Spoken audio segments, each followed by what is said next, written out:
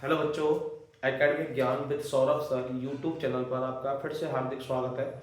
आज हम बात करेंगे क्लास 10 चैप्टर नंबर 3 जिसका टाइटल है non metal and non metal, धातु एवं अधातु।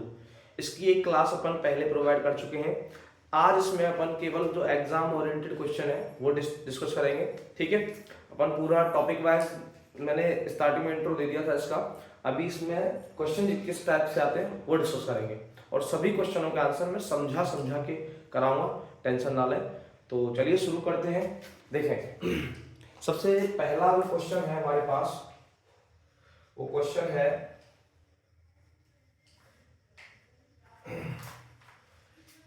कि name the metal oxide that has double nature. तो पहले बता चुका हूं, name the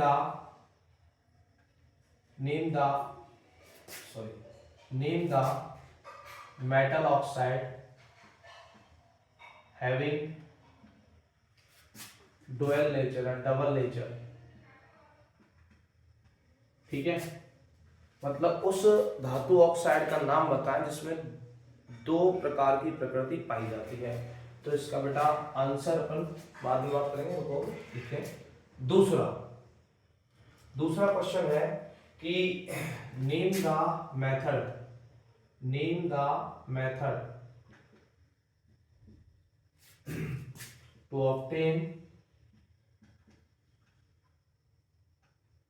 to obtain metal from the oxide। ठीक है, तो पहले जो बात करें कि उस मेटल ऑक्साइड का नाम बताएं जो कि डबल नेचर रखता है। दूसरा क्वेश्चन है उस मेथड का नाम बताएं जिससे मेटल मिलता है मेटल ऑक्साइड से, मतलब मेटल ऑक्साइड से मेटल को कैसे ऑब्टेन करते हैं। और उस मेटल ऑक्साइड का नाम बताएं जो डबल नेचर में होता है। तो मैंने इंट्रो क्लास में आपको बताया था कि हमारी केमिस्ट्री में केवल दो ही एम्फोटेरिक ऑक्साइड होते हैं। Amphoteric means double nature oxide होते हैं, जिनमें एक तो आता है ZnO जिंक ऑक्साइड, दूसरा आता है Al2O3 एल्यूमिनियम ऑक्साइड। तो इसमें कोई भी एक आंसर ले सकते हो, अगर एमसीक्यू में आए तो एमसीक्यू आपको देखना पड़ेगा। तो इसमें एक तो आंसर होता है ZnO जिंक ऑक्साइड, जिसका नाम होता है बेटा हिंदी में भी जिंक ऑक्साइड ही है, और दूसरा होता है बेटा Al2O3 जिसका नाम होता है एल्यूमिनियम ऑक्साइड। नाम के लिए स्पेस नहीं है। तो दो ही मेटल ऑक्साइड है जो डबल नेचर वाले होते हैं, जिंक ऑक्साइड और एल्यूमिनियम ऑक्साइड। जिंक ऑक्साइड के सामने एसिड रखोगे तब भी सॉल्ट और वाटर बनाएगा, और बेस रखोगे तब भी यही होगा। ठीक है, तो ऐसे ऑक्साइड को एम्फोटेरिक ऑक्साइड बोलते हैं। क्या बोलते हैं? एम्फोटेरिक ऑक्साइड, और वह धर्मी ऑक्साइड। अगर हम बात करें इसकी कि मेटल ऑक्साइड से मेटल को कैसे लेते हैं, तो बेटा उसका नाम होता है रिडक्शन। क्या होता है? रिडक्शन, हिंदी में अपचयन। क्या नाम होता है? अपचयन। ठीक है, तो मेटल ऑक्साइड से मेटल को प्राप्त करने के लिए अपन रिडक्शन कराते हैं, मतलब अपचयन कराते हैं। और अगर पूछ ले जाए रिडक्शन किससे कराते हैं, तो रिडक्शन कराने के लिए बेटा यूज करते हैं अपन कार्बन का। किसका? कार्बन का, मतलब C। ठीक है, कार्बन एक रिड्यूसिंग एजेंट होता है। जब लिख देता हूं, कार्बन क्या होता है यहाँ पर? रिड्यूसिंग एजेंट होता है। क्या होता है? रिड्यूसिंग एजेंट, मतलब अपचायक होता है। रिड्यूसिंग एजेंट, हिंदी में अपचायक। ठीक है, तो मेटल ऑक्साइड से मेटल को ऑब्टेन करने के लिए अपन रिडक्शन कराते हैं by the carbon. Okay, next one, third question की बात करें तो तीसरा प्रश्न इसका क्या है? तीसरा प्रश्न है बेटा define the amalgam. Define the amalgam, Hindi में भी अमलगम कहते हैं, don't worry. Number 4, fourth question है कि why ionic compounds have high melting and boiling point।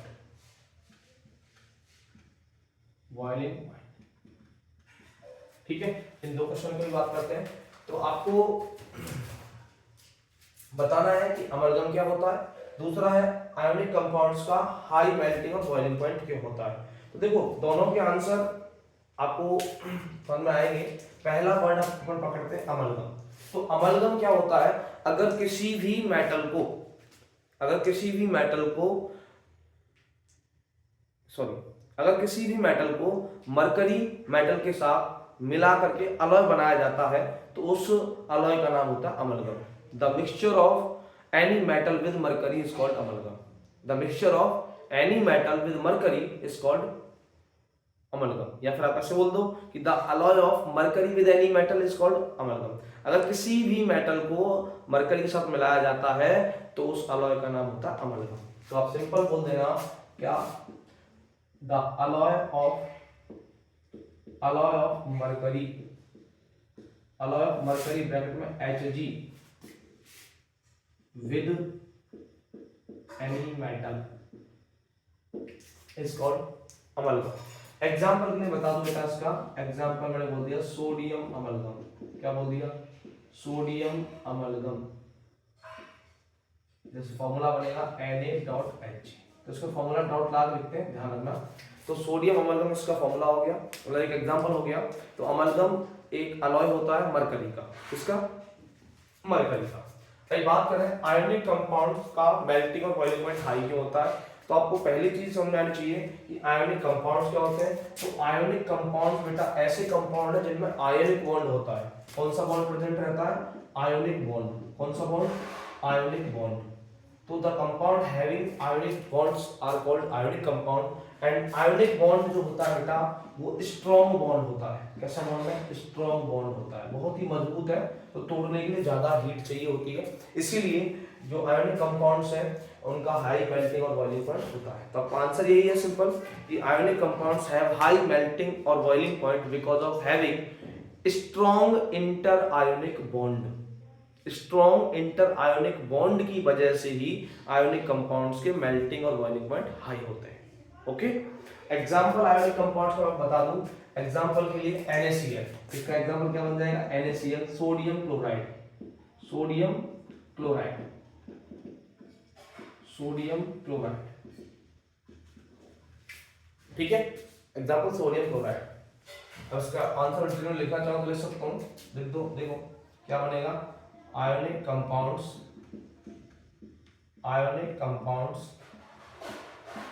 have strong inter ionic bonds, therefore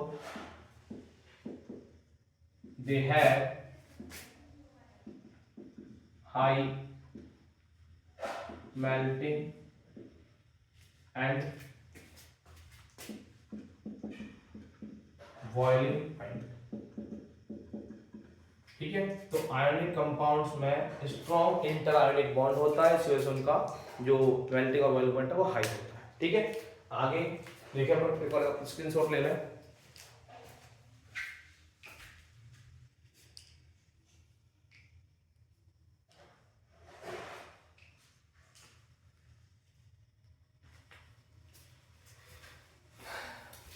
देखें आगे अपन क्वेश्चन नंबर 5 की बात करें तो क्वेश्चन नंबर 5 क्या है? देखें क्वेश्चन नंबर 5 है बेटा कि व्हाट इज एक्वारेजिया, या define aqua regia. Define aqua regia. And sixth question है what is full form of PVC, या write full form of PVC. Write full form of PVC, ठीक है। इन दो छोटे क्वेश्चन की बात करते हैं। तो पहली चीज अपन देखें कि एक्वारेजिया क्या होता है। तो एक्वारेजिया का एक मीनिंग होता है रॉयल वाटर। क्या होता है? रॉयल वाटर, ठीक है, शाही पानी, रॉयल वाटर। और ये रॉयल वाटर होता क्या है? It is the mixture of HCl and HNO3, HCl and HNO3 in 3:1. तो aquaregia is a mixture of HCl acid and HNO3 acid in ratio of 3:1. तो aquaregia हाइड्रोक्लोरिक अम्ल और nitric अम्ल के 3:1 में मिश्रण को कहा जाता है।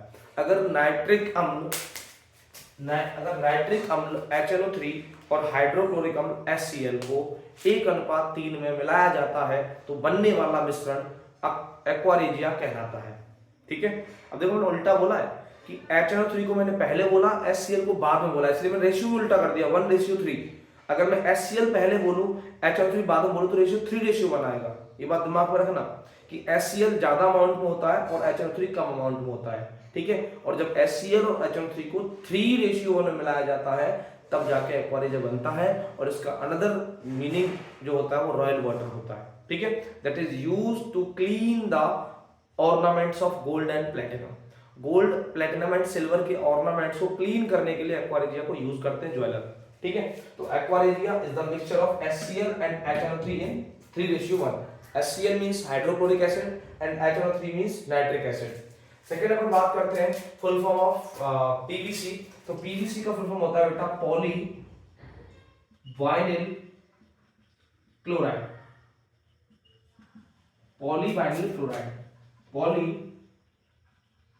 वाइनिल क्लोराइड,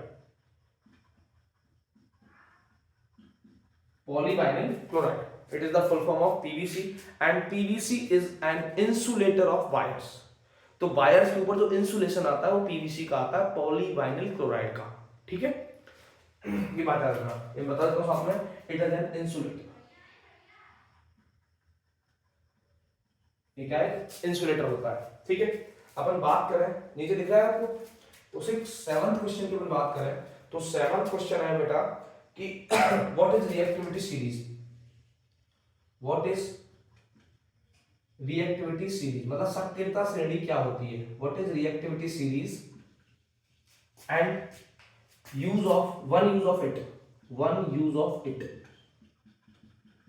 तो देखो सक्रियता श्रेणी क्या होती है कि नाम में आ रहा है सक्रियता श्रेणी, मतलब सक्रियता की श्रेणी। तो ऐसा श्रेणी जिसमें मेटल्स को उनकी रिएक्टिविटी के इंक्रीजिंग और डिक्रीजिंग ऑर्डर में अरेंज किया जाता है।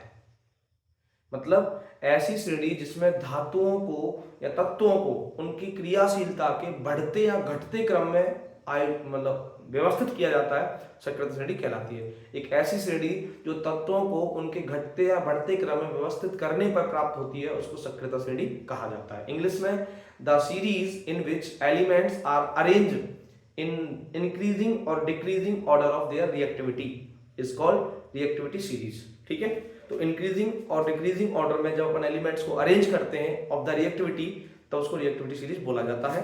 इसका यूज क्या है? It is use to extract the metals from their ores. तो यह धातुओं को उनके अयस्क से प्राप्त करने के लिए प्रयोग की जाती है।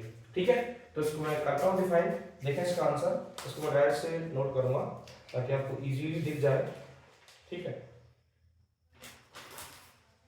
देखें कि series of elements, series of elements in ascending,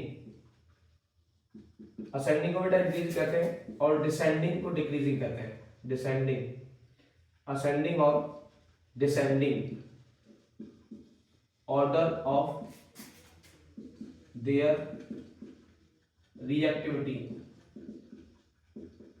is called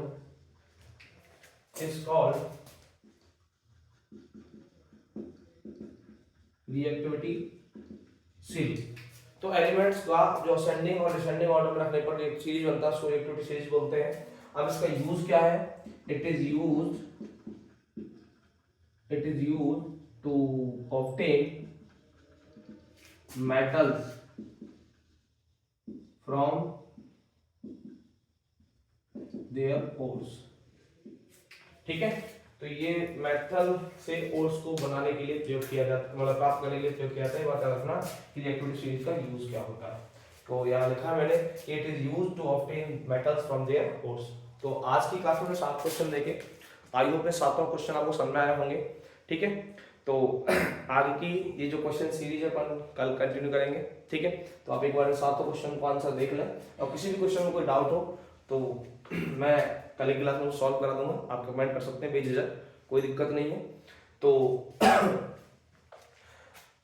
वही बात एक बार दोबारा रिपीट कर रहा हूँ कि अगर आप अपनी मेहनत को आदत बना लोगे ना तो एक ना एक दिन आपको सफलता जरूर मिलेगी। तो प्लीज़ आपसे रिक्वेस्ट है कि आप अपनी जो स्टडी है उसको आदत बनाएं, एक हैबिट बनाओ। जैसे आपको मोबाइल की हैबिट है ना, वैसे स्टडी को भी हैबिट बनाओ। अगर ये आपने आदत बना ली ना तो मेहनत जब आदत बन जाती है ना तो सफलता अपने आप आती है। क्या बात बन गई। तो आप याद रखना, मेहनत जब आदत बन जाती है तो सफलता अपने आप आती है। ठीक है, तो इसके साथ जय हिंद, जय भारत, स्वस्थ रहें, मस्त रहें और पढ़ते रहें।